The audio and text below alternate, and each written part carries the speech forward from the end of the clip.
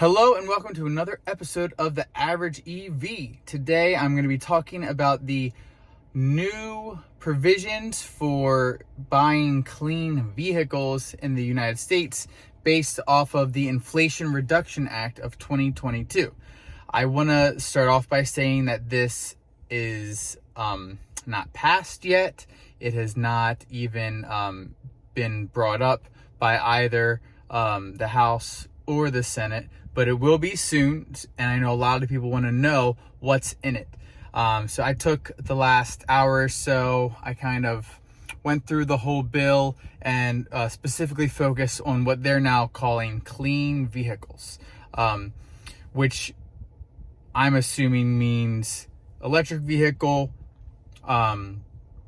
hydrogen vehicle, hydrogen fuel cell vehicle, and it would still include plug-in hybrids.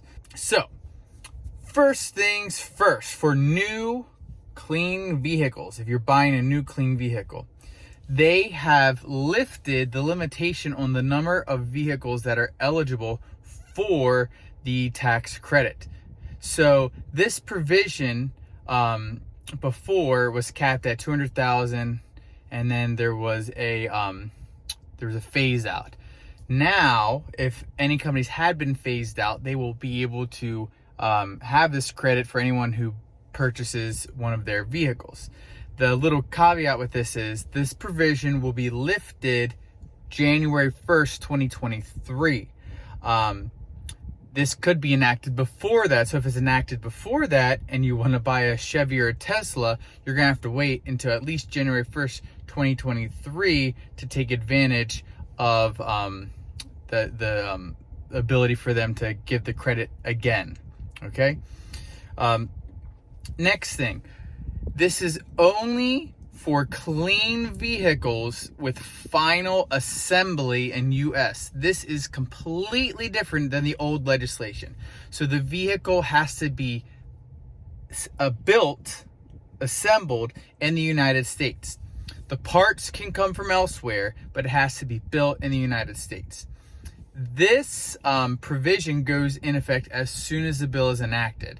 So if you want to buy a vehicle that is an electric vehicle, hydrogen fuel cell, or plug-in hybrid that is not built in the U.S., you have until this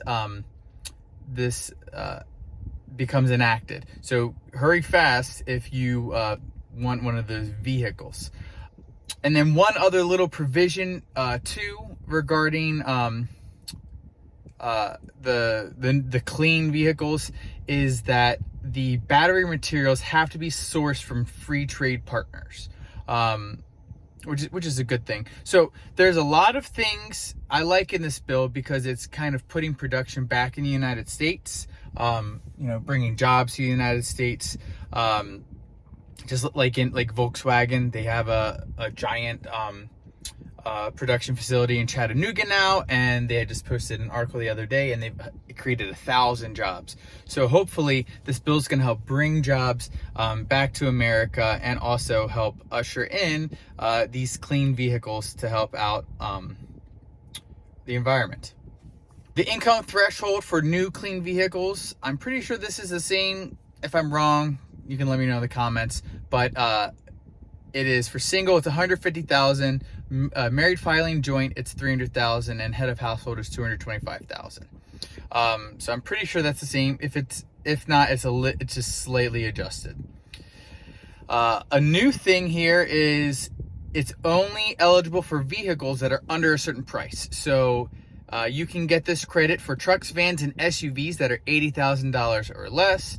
And any other vehicle, sedans, whatever it might be, those are $55,000 or less. That's pretty reasonable, and they don't want people going out buying, Porsche Taycans and whatever, and getting the tax credit. They're trying to help people who want to be able to afford it but can't afford it.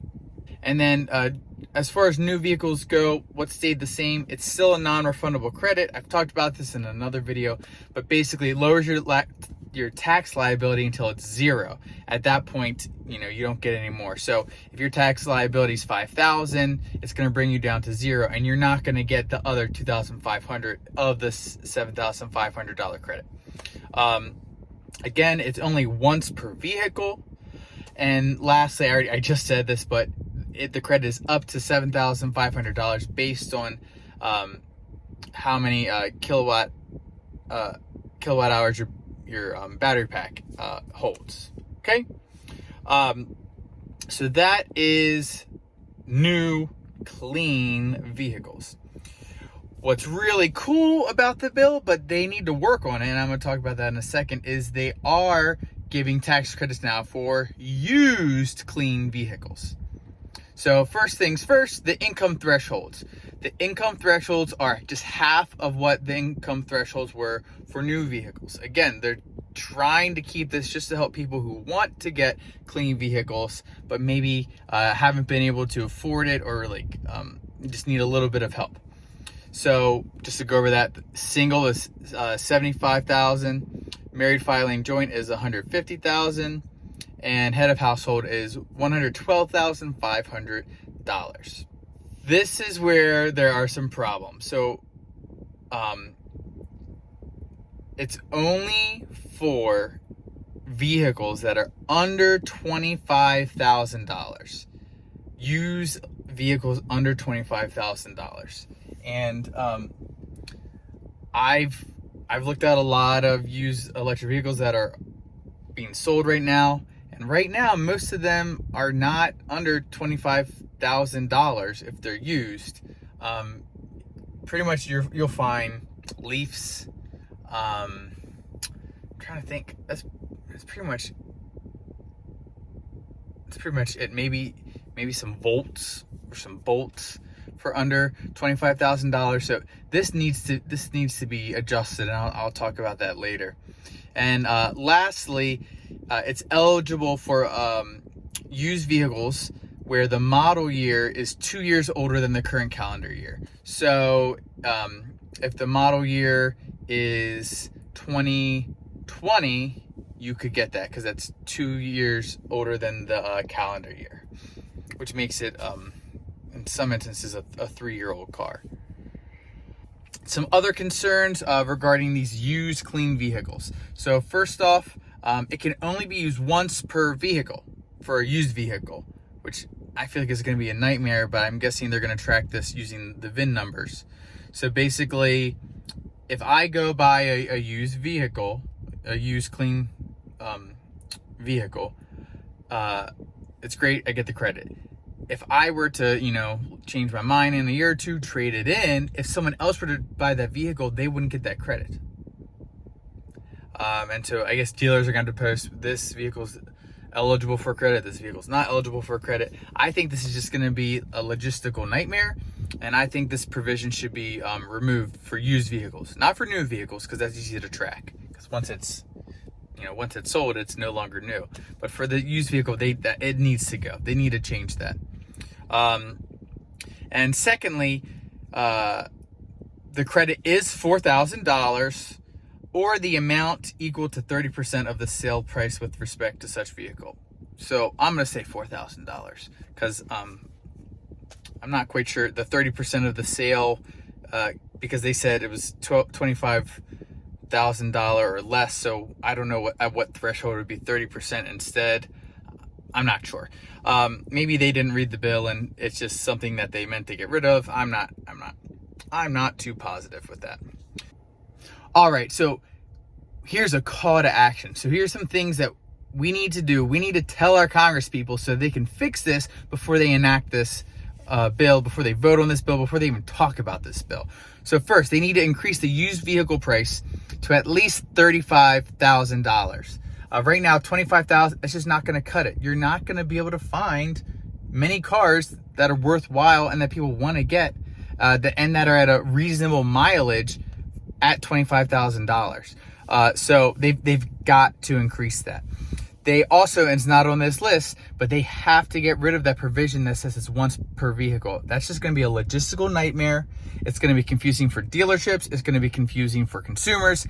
Get rid of it. That way people, if they want to buy a used EV, because it's the only way they can get a used EV, that they can do it. They need to make both new and used, the credit instead of a credit, a rebate at point of sale. So when you buy the car, you're buying it at the lower price immediately.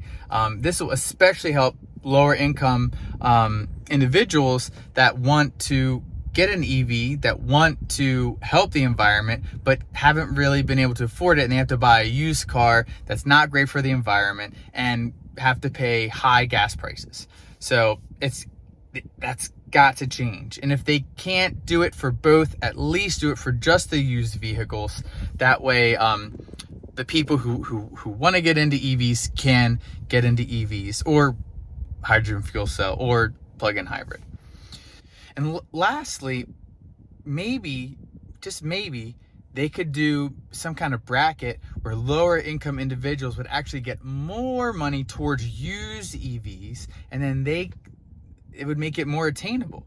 Because even $4,000, if you are buying, a $20,000, $25,000, $30,000 car, isn't going to help that much. I mean, that's still going to put you, if it's a $22,000 car, that's still probably, $300